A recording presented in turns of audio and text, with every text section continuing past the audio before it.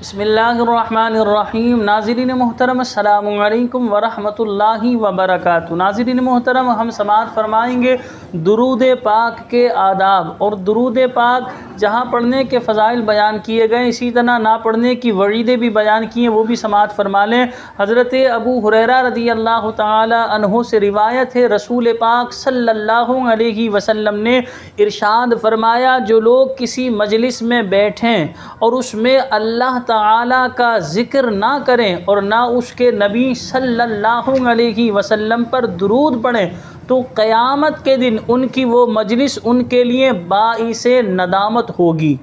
اگر اللہ تعالیٰ چاہے گا تو انہیں عذاب دے گا اور چاہے گا تو ان کو معاف فرما دے گا۔ تو لہٰذا ہمیں چاہیے جب ہم بیٹھتے ہیں، جیسے چار دوست بیٹھے ہیں، اسی طرح کہیں پر ہم بیٹھے ہوئے میٹنگ ہو رہی ہے تو وہاں پر تھوڑا سا اللہ کا ذکر کریں، نبی کریم صلی اللہ علیہ وسلم پر درود پڑھ لیں۔ تو لہٰذا میں نے حدیث پاک آپ کے سامنے بیان کر دی ہے کہ حضور نبی کریم صلی اللہ علیہ وسلم یہ بات ارشاد فرما رہے ہیں کہ جو لوگ کسی مجلس میں بیٹھیں اور اس میں اللہ کا ذکر نہ کریں، اسی طرح حضور صلی اللہ علیہ وسلم پر درود نہ پڑھیں تو قیامت کے دن وہ مجلس جو ہے ان کے لیے باعث ندامت ہوگی،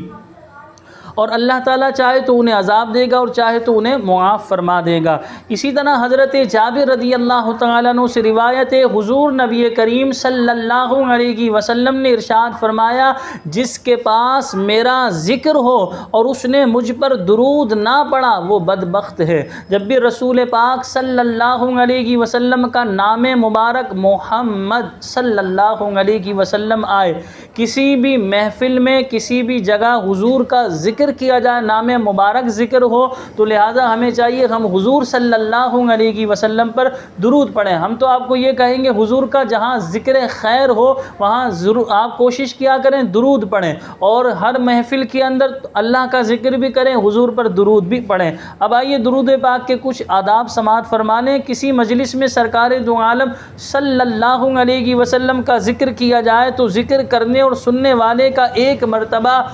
درود و سلام پڑھنا واجب ہے اور اس سے زیادہ مستحب ہے، اور نماز کے قاعدہ اخیرہ میں تشہد کے بعد درود پڑھنا سنت ہے۔ یعنی جیسے ہم کسی مجلس میں بیٹھے ہوئے، اب حضور کا نام مبارک آیا تو دیکھیں ایک مرتبہ درود پاک پڑھنا واجب ہے، اور بار بار حضور کا نام مبارک آ رہا ہے تو اب بار بار درود پڑھنا واجب نہیں بلکہ مستحب ہے۔ اور جو ہم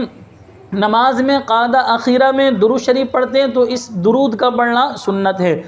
حضور نبی کریم صلی اللہ علیہ وسلم کے تابع کر کے آپ کی آل و اصحاب اور دوسرے مومنین پر بھی درود بھیجا جا سکتا ہے، یعنی درود شریف میں آپ صلی اللہ علیہ وآلہ وسلم کے نام اقدس کے بعد ان کو شامل کیا جا سکتا ہے، جبکہ مستقل طور پر حضور اکرم صلی اللہ علیہ وسلم کے سوا ان میں سے کسی پر درود بھیجنا یہ مکروہ ہے۔ درود شریف میں آل و اصحاب رضی اللہ تعالی عنہم کا ذکر شروع سے چلتا آ رہا ہے، اور یہ بھی کہا گیا ہے کہ آل کے ذکر کے بغیر درود مقبول نہیں، یعنی درود شریف میں حضور پرنور صلی اللہ علیہ وسلم کی اہل بیت کو بھی شامل کیا جائے۔ جیسے ہم درود پڑھتے ہیں صلی اللہ علی محمد، تو آپ اس طرح پڑھیں صلی اللہ علی محمد صلی اللہ علیہ وآلہ وسلم۔ اب ہم نے پڑھا صلی اللہ علی محمد، یعنی اے اللہ محمد صلی اللہ علیہ وسلم پر رحمت نازل فرما، صلی اللہ علیہ وآلہ وسلم، اسی طرح حضور صلی اللہ علیہ وسلم پر اور حضور کی آل پر بھی جو ہے رحمت بھی نازل فرما، یعنی آل کا بھی ذکر ہو گیا۔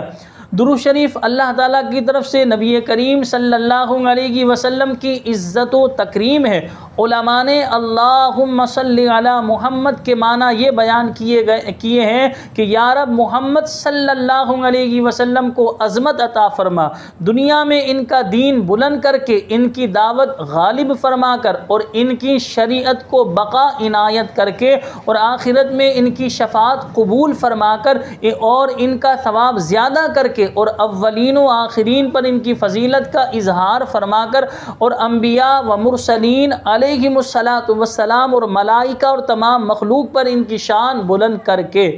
خطبے میں جب حضور صلی اللہ علیہ وسلم کا نام پاک آئے تو لہذا اس وقت سن کر جو ہے دل میں ہی آپ درود پڑھیں گے، زبان سے پڑھنا منع ہے۔ اس آیت میں اللہ تعالیٰ نے یعنی آیت جو درود ان اللہ و ملائکتہ یصلون علی النبی، اس آیت درود میں اللہ تعالیٰ نے درود و سلام پڑھنے کے لیے کسی وقت اور خاص حالت مثلا کھڑے ہو کر یا بیٹھ کر پڑھنے کی قید نہیں لگائی، چنانچہ کھڑے ہو کر یا بیٹھ کر جہاں چاہے جس طرح چاہے، نماز سے پہلے یا بعد، یوں ہی اذان سے پہلے یا بعد، جب چاہے درود شریف پڑھنا شرعاً جائز ہے۔